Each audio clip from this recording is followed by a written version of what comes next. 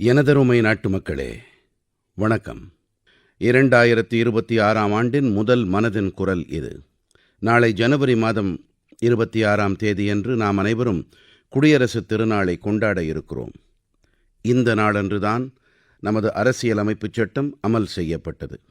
ஜனவரி 26ஆம் தேதி என்ற தினம் குறிப்பாக அரசியலமைப்புச் சட்டத்தை உருவாக்கியவர்களை நினைவு கூறக்கூடிய சந்தர்ப்பத்தை நமக்கு அளிக்கிறது. இன்று ஜனவரி மாதம் 25ஆம் தேதியும் கூட மிகவும் மகத்துவம் வாய்ந்தது. இன்று தேசிய வாக்காளர் தினம். வாக்காளர்தான் ஜனநாயகத்தின் ஆன்மா. நண்பர்களே, பொதுவாகவே யாருக்கு 18 வயதாகிறதோ அவர் வாக்காளர் ஆகிவிடுகிறார். இது வாழ்க்கையின் ஒரு பொதுவான நிலையாக கருதப்படுகிறது. ஆனால் உண்மை என்னவென்றால், எந்த ஒரு இந்தியரின் வாழ்க்கையிலேயும் இது வாழ்க்கையின் மிகப்பெரிய மைல்கல்லாகும். ஆகையால் நாம் தேசத்தின் வாக்காளராக ஆவதை ஒரு கொண்டாட்டமாகவே கொண்டாடுவோம்.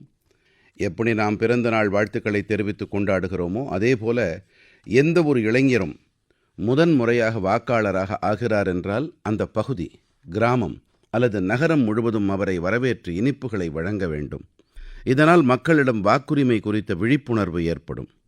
இதோடு கூடவே வாக்காளர் ஆவது எத்தனை மகத்துவமானது என்ற உணர்வு மேலும் வலுவடையும். நண்பர்களே, தேசத்திலே தேர்தல் நடைமுறையோடு இணைந்திருப்போர் யாராக இருந்தாலும் அவர்கள் நமது ஜனநாயகத்தை உயிர்ப்போடு வைத்திருக்க கள அளவில் பணியாற்றி வருகின்றார்கள். நான் அவர்கள் அனைவருக்கும் பாராட்டுக்களை தெரிவிக்கிறேன். இன்று வாக்காளர் தினத்தன்று நான் நமது இளைய நண்பர்களிடம் மீண்டும் வேண்டிக் கொள்ளுகிறேன். உங்களுக்கு 18 வயதான உடனேயே நீங்கள் உங்களை வாக்காளராக கண்டிப்பாக பதிவு செய்து கொள்ளுங்கள். அரசியல் அமைப்புச் சட்டமானது எந்த கடமை உணர்ச்சியை அனைத்து வாக்காளர்களும் கடைபிடிக்க வேண்டும் என்று எதிர்பார்க்கிறதோ, நீங்கள் பதிவு செய்து கொண்டு வாக்களிப்பதன் வாயிலாக அந்த எதிர்பார்ப்பு நிறைவேறுவதோடு பாரதத்தின் ஜனநாயகமும் பலமடையும். எனதருமை நாட்டுமக்களே, இப்போதெல்லாம் சமூக ஊடகத்திலே ஒரு சுவாரஸ்யமான போக்கு காணப்படுகிறது. 2016ஆம் ஆண்டின் தங்களுடைய நினைவுகளை மக்கள் மீண்டும் பசுமையாக்கிக் கொள்ளுகின்றார்கள். இந்த உணர்வுடனே கூட இன்றும் கூட உங்களோடு நான் என்னுடைய ஒரு நினைவலையை பகிர்ந்து கொள்ள விரும்புகிறேன். 10 ஆண்டுகள் முன்னால் ஜனவரி மாதம் 2016ஆம் ஆண்டிலே நாம் ஒரு சாகசமான பயணத்தை தொடங்கினோம். எங்களுடைய முயற்சி சிறியதாக இருக்கலாம், ஆனால் நமது இளைய சமூகத்தின் எதிர்காலத்திற்கு இது மிகவும் முக்கியமானது என்பதை நாங்கள் உணர்ந்திருந்தோம். அப்போது யாருக்கும் இது பற்றி புரிந்து கொள்ள முடியவில்லை. நண்பர்களே, நான் எந்த பயணம் குறித்து பேசுகிறேன் தெரியுமா? நண்பர்களே, நான் எந்த பயணம் பற்றி பேசுகிறேன் என்றால் அதுதான் ஸ்டார்ட் அப் இந்தியாவின் பயணம். அது பற்றித்தான். இந்த அற்புதமான பயணத்தின் நாயகர்கள் நமது இளைய நண்பர்கள்தான். தங்களுடைய சொகுசான வாழ்க்கையை விடுத்து வெளியேறி அவர்கள் ஏற்படுத்தியிருக்கும் நூதனங்களெல்லாம் வரலாற்றில் இடம்பெற்றுக் கொண்டிருக்கின்றன. நண்பர்களே, பாரதத்திலே இன்று உலகின் 3வது மிகப்பெரிய ஸ்டார்ட் அப் சூழலமைப்பு உருவாகிவிட்டது. இந்த ஸ்டார்ட் அப்புகள் வாடிக்கையானவற்றை விட்டு சற்று விலகி 10 ஆண்டுகளுக்கு முன்னால் வரை கற்பனை கூட செய்து பார்க்க முடியாத துறைகளிலெல்லாம் பணியாற்றி வருகின்றன. செயற்கை நுண்ணறிவு, அணுசக்தி ஆற்றல் குறைகடத்திகள், இடப்பெயர்வு, பசுமை ஹைட்ரஜன், உயிரி தொழில்நுட்பம் என நீங்கள் கூறுவது எதுவாக இருந்தாலும் ஏதாவது ஒரு இந்திய ஸ்டார்ட் அப் அந்த துறையில் பணியாற்றி வருவதை நீங்கள் காணலாம். ஏதோ ஒரு ஸ்டார்ட் அப்போடு தொடர்புடைய அல்லது ஸ்டார்ட் அப் தொடங்க நினைக்கும் அனைத்து இளைய நண்பர்களுக்கும் நான் வணக்கங்களை தெரிவிக்கிறேன். நண்பர்களே, இன்று மனதின் குரல் வாயிலாக நான் நாட்டு மக்களுக்கு, குறிப்பாக தொழில்துறை மற்றும் ஸ்டார்ட் அப்புகளோடு இணைந்த இளைஞர்களிடம் ஒரு வேண்டுகோள் விடுக்க விரும்புகிறேன். பாரதத்தின் பொருளாதாரம் விரைந்து முன்னேறி வருகின்றது.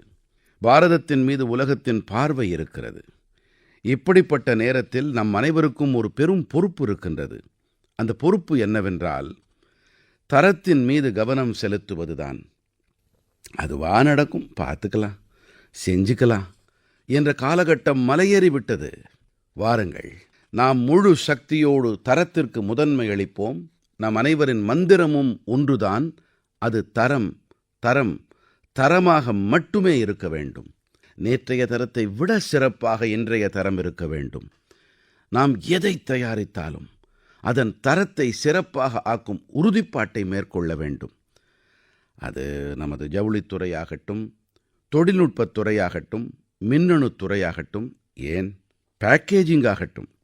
இந்திய பொருட்களின் அடையாளம் தலைசிறந்த தரம் என்றாக வேண்டும். வாருங்கள், நம்முடைய சிறப்பம்சத்தை நாம் நமது அளவுகோலாக ஆக்கிக் கொள்வோம். தரத்திலே எந்தவிதமான சமரசமும் செய்து கொள்ள மாட்டோம் என்று உறுதியேற்போம். நான் செங்கோட்டையிலிருந்து உரையாற்றிய வேளையிலே ஜீரோ டிஃபெக்ட் ஜீரோ எஃபெக்ட், குறைபாடும் இல்லை சூழல் பாதிப்பும் இல்லை என்று கூறியபடி செயல்பட்டால் வளர்ச்சியடைந்த பாரதத்தின் பயணத்தை மேலும் விரைவாக முன்னெடுத்துச் செல்ல முடியும். என் மனம் நிறை நாட்டுமக்களே, நமது தேசத்தின் மக்கள் மிகவும் புதுமைகள் படைப்பவர்களாக இருக்கின்றார்கள். பிரச்சனைகளுக்கு தீர்வுகளை தேடுவது நமது நாட்டு மக்களின் இயல்பிலேயே இருக்கிறது. சிலர் இந்த பணியை ஸ்டார்ட் அப்புகள் வாயிலாகச் செய்கிறார்கள். சிலர் சமூக சக்தி என்ற பாதையை தேர்ந்தெடுத்து முயற்சிகளை மேற்கொள்ளுகிறார்கள். இப்படிப்பட்டதொரு முயற்சி தான் உத்தரப்பிரதேசத்தின் ஆசம்கடிலே தெரிய வந்திருக்கிறது. இங்கே பெருகியோடும் தமசா நதி மக்களுக்கு புதிய வாழ்க்கையை அளித்திருக்கிறது. தமசா வெறும் நதி மட்டுமல்ல, நமது கலாச்சார மற்றும் ஆன்மீக மரபின் உயிர்ப்புடைய பெருக்காகும். அயோத்தியிலிருந்து தொடங்கி கங்கையிலே கலக்கும் இந்த நதி இந்த பகுதியைச் சேர்ந்தவர்களின் வாழ்க்கையை வளமாக்கி வந்தது. ஆனால் மாசு காரணமாக இதன் தொடர்பெருக்கிலே தடை ஏற்பட்டது. வண்டல், குப்பை கூளங்கள் மற்றும் மாசு காரணமாக இந்த நதியின் பிரவாகம் தடைப்பட்டு போனது. இதன் பிறகு இங்கே இருக்கும் மக்கள் இந்த நதிக்கு புதியதோர் உயிர்ப்பளிக்க வேண்டி இயக்கம் ஒன்றை தொடங்கினார்கள். நதி தூய்மைப்படுத்தப்பட்டது. அதன் கரையோரங்களிலே நிழல் தரும், பழம் தரும் தருக்கள் நடப்பட்டன. வட்டார மக்கள் கடமை உணர்வுடன் இந்த பணியில் ஈடுபட்டார்கள். அனைவரின் முயற்சிகளாலும் நதி மீண்டும் உயிர்ப்பிக்கப்பட்டது. நண்பர்களே, மக்களின் பங்களிப்பு தொடர்பான இப்படிப்பட்ட ஒரு முயற்சி ஆந்திர பிரதேசத்தின் அனந்த்பூரிலும் காண கிடைக்கின்றது. இந்த பகுதி வறட்சி என்ற தீவிரமான பிரச்சனையால் பாதிக்கப்பட்டு வந்தது. இங்கிருக்கும் மண் செந்நிறம் உடையது, மணல் பாங்கானது. இதன் காரணமாகவே மக்கள் நீர் தட்டுப்பாட்டை எதிர்கொள்ள வேண்டியிருக்கின்றது. இங்கே பல இடங்களிலே நீண்ட காலமாகவே மழை பொழிவதில்லை. பல வேளைகளில் மக்கள் அனந்தபூரை பாலைவன நிலைமையோடு கூட ஒப்பிட்டு கூறுவதுண்டு.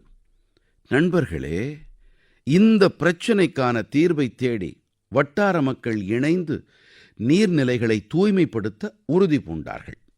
பிறகு நிர்வாகத்தின் துணையோடு இங்கே அனந்த் நீரு சம்ரக்ஷண ப்ராஜெக்ட் தொடங்கப்பட்டது. இந்த முயற்சியின்படி 10க்கும் அதிகமான நீர்நிலைகளுக்கு மீளுயிர் வாய்த்தது. அந்த நீர்நிலைகளிலெல்லாம் இப்போது நீர் நிரம்பத் தொடங்கிவிட்டது. இதோடு கூடவே 7000த்திற்கும் அதிகமான மரங்களும் நடப்பட்டன. அதாவது அனந்தபூரிலே நீர் பாதுகாப்போடு கூடவே பசுங்கூரையும் அதிகரித்து விட்டது.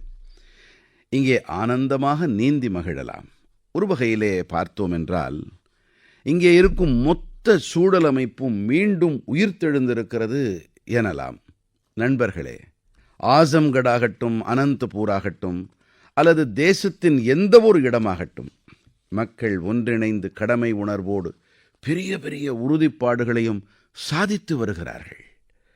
மக்கள் பங்களிப்பும் சமூக செயல்பாடும் என்ற உணர்வுகள்தாம் நமது தேசத்தின் மிகப்பெரிய பலம். எனக்கு பிரியமான நாட்டு மக்களே, நமது தேசத்திலே பஜனை மற்றும் கீர்த்தனைகள் எல்லாம் பல நூற்றாண்டுகளாகவே நமது கலாச்சாரத்தின் ஆன்மாவாகவே இருந்து வந்திருக்கின்றன. நமது ஆலயங்களில் நாம் பஜனை பாடல்களை கேட்டிருப்போம், கதா காலக்ஷேபத்தை கேட்டிருப்போம். ஒவ்வொரு காலத்திலும் நாம் பக்திக்கு என ஒரு வேளையை நம் வாழ்க்கையில் ஒரு பங்கினை அளித்திருக்கிறோம்.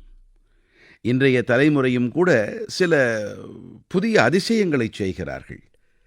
இன்றைய இளைஞர்கள் பக்தி உணர்வை தங்களுடைய அனுபவம் மற்றும் தங்களுடைய வாழ்க்கை முறையால் பாதுகாத்து வைத்திருக்கிறார்கள். இந்த எண்ணம் காரணமாக ஒரு புதிய கலாச்சார வழிமுறை வெளியாகி வந்திருக்கிறது. இப்படிப்பட்ட காணொளிகளை நீங்கள் சமூக ஊடகங்களிலே கண்டிப்பாக பார்த்திருப்பீர்கள்.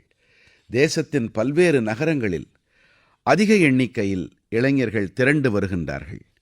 அலங்கரிக்கப்பட்ட மேடை, ஒளி வெள்ளம், இசைப்பெருக்கு எல்லாம் தடபுடலாக இருக்கிறது. சூழலெல்லாம் ஏதோ பெரிய இசை கச்சேரிக்கு சற்றும் குறைந்தது கிடையாது. ஏதோ பெரிய இசை கச்சேரி நடப்பது போல இருக்கும். ஆனால் அங்கே என்ன நடக்கிறது என்றால், முழு ஈடுபாட்டோடு, பக்தி சிரத்தையோடு லயம் நிறைந்த பஜனை பாடல்கள் எதிரொலிக்கின்றன. இந்த செயல்பாட்டை இன்று பஜன் கிளப்பிங் என்று அழைக்கிறார்கள். குறிப்பாக இதை ஜென்ஸி என்று அழைக்கப்படும் புதிய தலைமுறையினருக்கு இடையே இது விரைவாக விரும்பப்படும் பொருளாக ஆகி வருகிறது. இந்த நிகழ்ச்சிகளில் எல்லாம் பஜனை பாடல்களின் கண்ணியம் மற்றும் தூய்மையின் மீது கவனம் செலுத்தப்படுவது மிகவும் விரும்பத்தக்கதாக இருக்கிறது. பக்தி லேசாக எடுத்துக் கொள்ளப்படுவதில்லை. சொற்களுக்கான மரியாதை விடுபடுவதில்லை. பாவமும் குறைபடுவதில்லை. ஆன்மீகத்தின் தொடர் பிரவாகத்தை இங்கே அனுபவிக்க முடியும். என் உளம் நிறை நாட்டு மக்களே, இன்று நமது கலாச்சாரம் மற்றும் பண்டிகைகள் உலகம் முழுவதிலும் தங்களுடைய அடையாளத்தை ஏற்படுத்தி வருகின்றன. உலகெங்கிலும் பாரதத்தின் பண்டிகைகள் பெரும் உல்லாசம், உற்சாகத்தோடு கொண்டாடப்பட்டு வருகின்றன. அனைத்து வகையான கலாச்சார அதிர்வினை போற்றி பாதுகாப்பதில் நமது அயல்நாடு வாழ் சகோதர சகோதரிகளுக்கு விசேஷமான பங்களிப்பு இருக்கின்றது. அவர்கள் எங்கே இருந்தாலும் அங்கே தங்களுடைய கலாச்சாரத்தின் அடிப்படை உணர்வை பாதுகாத்து அதை முன்னெடுத்துச் செல்லுகின்றார்கள். இது தொடர்பாக மலேசியாவிலும் நமது பாரத சமூகத்தினர் மிகவும் போற்றுதலுக்குரிய பணியை ஆற்றி வருகின்றார்கள். மலேசியாவில் 500க்கும் மேற்பட்ட தமிழ் பள்ளிகள் இருக்கின்றன என்பது உங்களுக்கு சந்தோஷமாக இருக்கும். இவற்றிலே தமிழ் கற்பிக்கப்படுவதோடு பிற விஷயங்களையும் கூட தமிழிலேயே கற்பிக்கின்றார்கள். இதைத் தவிர இங்கே தெலுகு, பஞ்சாபி மொழிகளோடு சேர்த்து பிற பாரத நாட்டு மொழிகளின் மீதும் கவனம் செலுத்தப்பட்டு வருகின்றது. நண்பர்களே, பாரதம் மற்றும் மலேசியாவுக்கு இடையே வரலாற்று ரீதியான கலாச்சார உறவுகளை பலப்படுத்துவதிலே ஒரு சொசைட்டி, சங்கத்தின் பெரிய பங்களிப்பு இருக்கின்றது. இதன் பெயர் மலேசியா இந்தியா ஹெரிடேஜ் சொசைட்டி. பல்வேறு நிகழ்ச்சிகளோடு கூடவே இந்த அமைப்பு ஒரு மரபுசார் நடைப்பயணத்திற்கும் ஏற்பாடு செய்கிறது. இதிலே இரு நாடுகளையும் பரஸ்பரம் இணைக்கும் கலாச்சார இடங்கள் இடம்பெறுகின்றன. கடந்த மாதம் மலேசியாவிலே லால் பாடு சாடி மரபுசார் நடைப்பயணத்திற்கு ஏற்பாடு செய்யப்பட்டது. இந்த சாடிக்கும் நமது வங்காளி கலாச்சாரத்திற்கும் சிறப்பானதொரு தொடர்பு இருந்திருக்கிறது. இந்த நிகழ்ச்சியிலே அதிக எண்ணிக்கையில் இந்த புடவையை அணிந்ததற்கான பதிவு ஏற்படுத்தப்பட்டது. இது மலேசியன் சாதனைகள் புத்தகமான மலேசியன் புக் ஆஃப் ரெக்கார்ட்ஸில் பதிவு செய்யப்பட்டது. இந்த சந்தர்ப்பத்திலே ஒடிசி நடனமும் பால் இசையும் மக்களின் இதயங்களை கொள்ளை கொண்டன. நான் என்ன சொல்லுகிறேன் என்றால், சாயா பர்பாங்கா தேங்கான் டியாஸ்போரா இந்தியா தி மலேசியா, மெரேகா மம்பாபா இந்தியாதான் மலேசியா, சேமாக்கின்ராபா. மலேசியா வாழ் பாரத நாட்டவரை நினைத்து எனக்கு பெருமிதம் ஏற்படுகிறது. பாரதத்திற்கும் மலேசியாவிற்கும் இடையே இவர்கள்தாம் நெருக்கத்தை ஏற்படுத்துகின்றார்கள் என்பதே இதன் பொருள். மலேசியா வாழ் பாரத நாட்டவருக்கெல்லாம் எனது பல பல நல்வாழ்த்துக்கள். எனக்கு பிரியமான நாட்டு மக்களே, நாம் பாரதத்தின் எந்த ஒரு பகுதிக்குச் சென்றாலும் அங்கே ஏதாவது அசாதாரணமான, இதுவரை காணாத ஒன்று கண்டிப்பாக கண்ணில் படும். பல வேளைகளில் ஊடகங்களின் பகட்டு பளிரொளியில் இந்த விஷயங்கள் எடுபடாமல் போவதுண்டு. ஆனால் நமது சமூகத்தின் மெய்யான சக்தி யாது என்பது இவற்றிலிருந்து நமக்கு தெரிய வரும். இவற்றிலிருந்து ஒற்றுமை உணர்வு அனைத்திலும் உயர்வானதாக கருதும் நமது நன்மதிப்புகள் பற்றிய ஒரு காட்சியும் நமக்கு கிடைக்கிறது. குஜராத்திலே பேச்ராஜி பகுதியின் சந்தன் கிராமத்தின் பாரம்பரியம் மிகவும் விசித்திரமானது. இங்கே இருக்கும் மக்கள், குறிப்பாக மூத்தவர்கள், தங்களுடைய வீடுகளில் உணவு சமைப்பதில்லை என்று நான் சொல்லும்போது நீங்கள் ஆச்சரியப்பட்டு போவீர்கள். கிராமத்திலே இருக்கும் சமுதாய சமையற்கூடம்தான் இதற்கு காரணம். இந்த சமுதாய சமையற்கூடத்திலே ஒரே நேரத்தில் கிராமம் முழுவதில் இருக்கும் அனைவருக்கும் உணவு சமைக்கப்படுகிறது. மக்களும் ஒன்றாக அமர்ந்து உணவு உண்கிறார்கள்.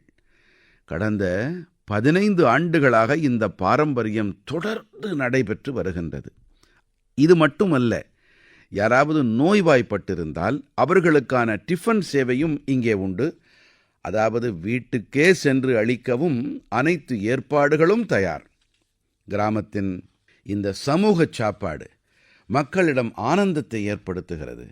இந்த முன்னெடுப்பு மக்களை பரஸ்பரம் ஒருவரோடு ஒருவர் இணைப்பதோடு இதனால் குடும்ப ரீதியான உணர்வுக்கும் ஊக்கம் கிடைக்கிறது.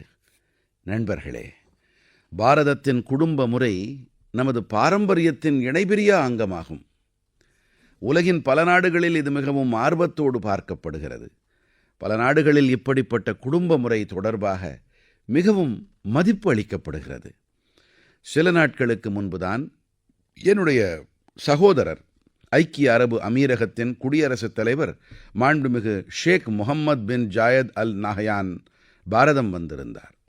ஐக்கிய அரபு அமீரகம் 2026ஆம் ஆண்டினை குடும்ப ஆண்டாக கொண்டாடுவதாக அவர் என்னிடம் கூறினார்.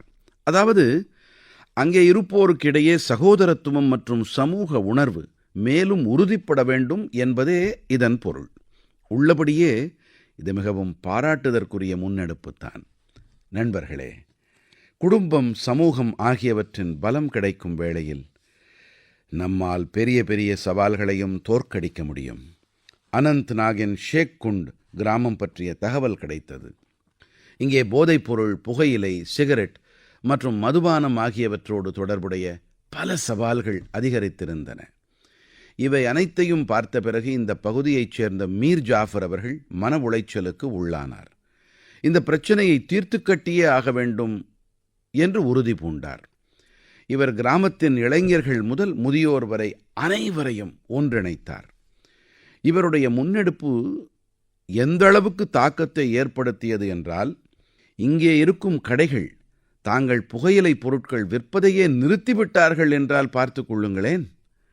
இந்த முயற்சியால் போதைப் பொருட்கள் அபாயம் பற்றியும் மக்களிடம் விழிப்புணர்வு அதிகரித்திருக்கிறது.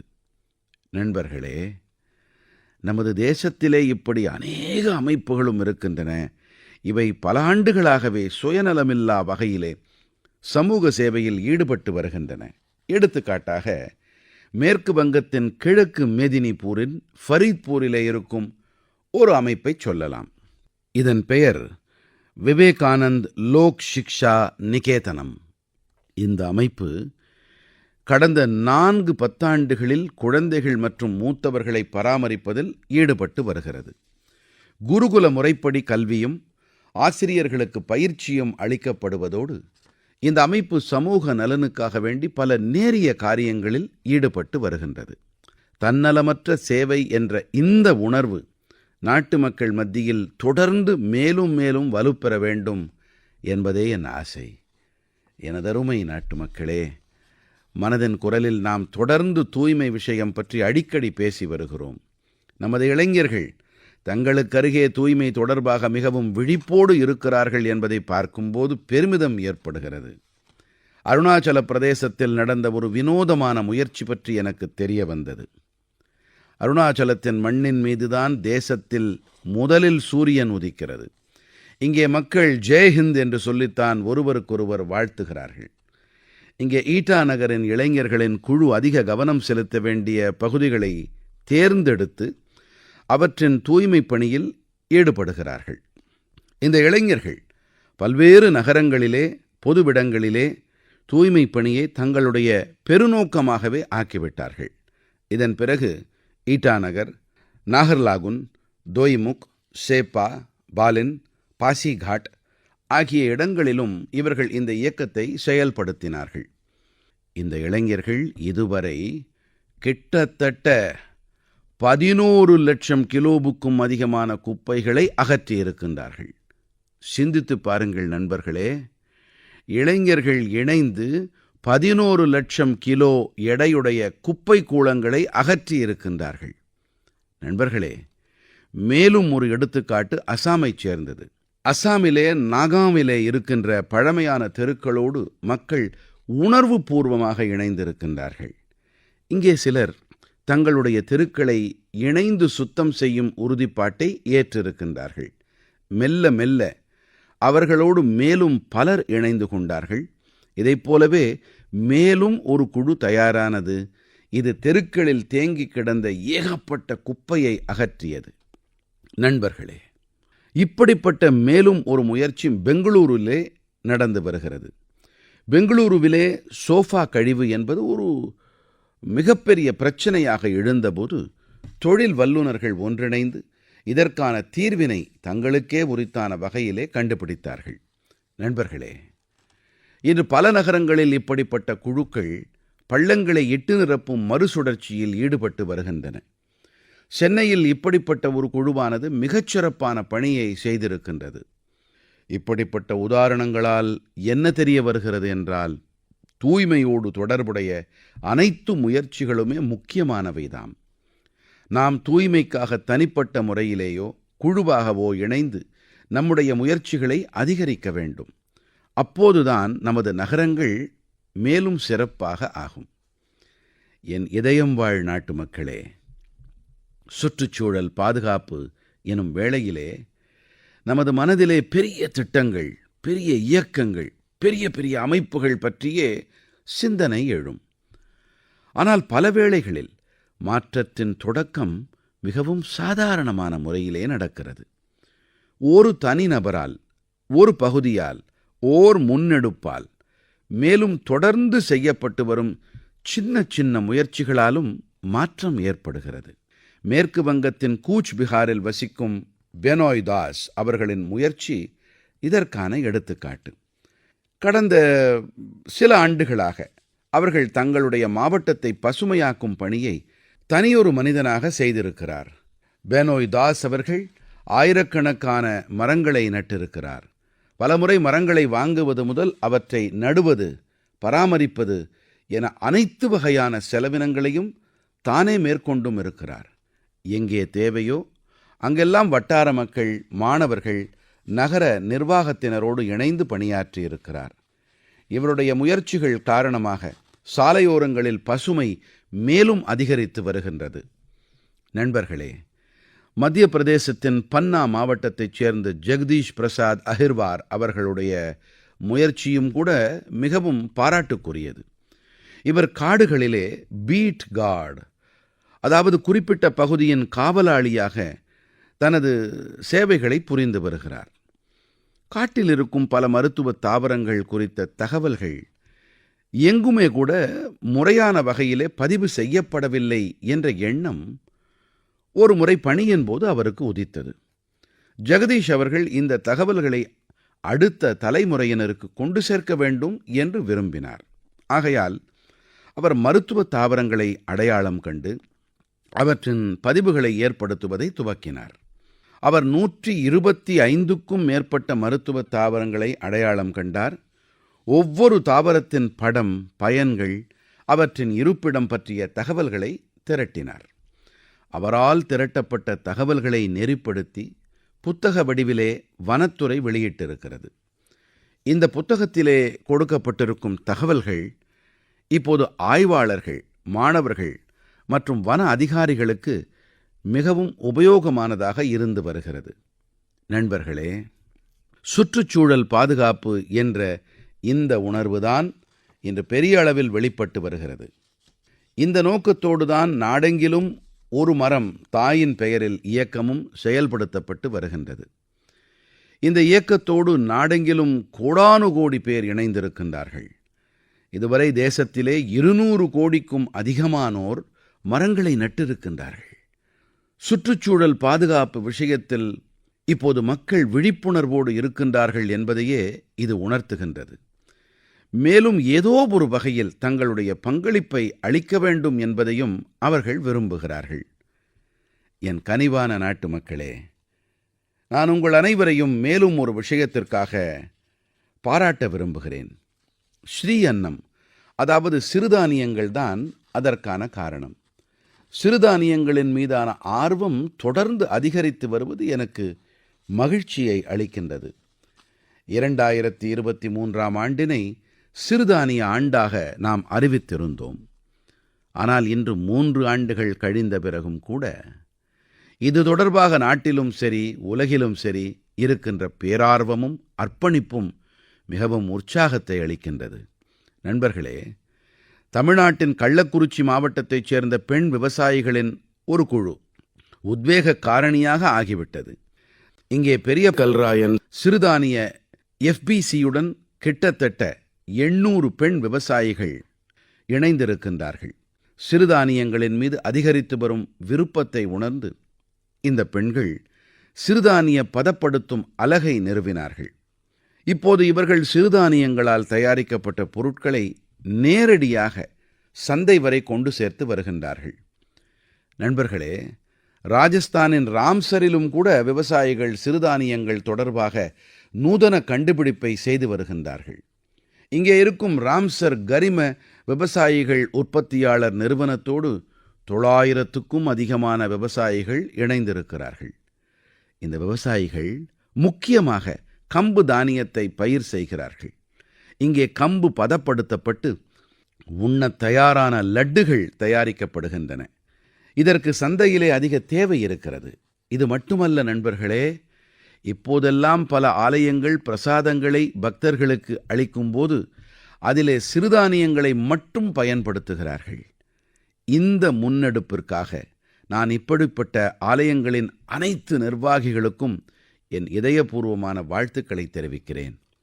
நண்பர்களே, சிறுதானியங்களால் அன்னமிடும் விவசாயிகளின் வருவாய் அதிகரிப்பதோடு கூடவே மக்களின் உடல் நலமும் மேம்பாடு அடைவதற்கான உத்தரவாதமும் ஆகிறது. சிறுதானியங்களில் ஊட்டச்சத்துக்கள் செறிவாக இருக்கின்றன. இவை சூப்பர் உணவாக இருக்கின்றன. நமது தேசத்திலே குளிர்காலம் என்பது உணவுக்கான உகந்த பருவமாக கருதப்படுகிறது. அந்த வகையிலே இந்த நாட்களில் நாம் சிறுதானியங்களை உட்கொள்வது அவசியமானது. எனதருமை நாட்டுமக்களே, மனதின் குரலில் மீண்டும் ஒரு முறை வேறுபட்ட பல விஷயங்கள் குறித்து உரையாடும் ஒரு சந்தர்ப்பம் நமக்கு வாய்த்தது. நமது தேசத்தின் சாதனைகளை அனுபவிக்கவும் கொண்டாடவும் ஒரு சந்தர்ப்பத்தை இந்த நிகழ்ச்சி நமக்கு அளிக்கிறது. பிப்ரவரியிலே இப்படிப்பட்ட மேலும் ஒரு சந்தர்ப்பம் நமக்கு வருகிறது. அடுத்த மாதம் இந்தியா AI இம்பேக்ட் சம்மிட் நடைபெற இருக்கிறது. இந்த உச்சி மாநாட்டிலே உலகெங்கிலும் இருந்தும் குறிப்பாக தொழில்நுட்பத் துறையோடு இணைந்த வல்லுநர்கள் பாரதம் வருவார்கள்.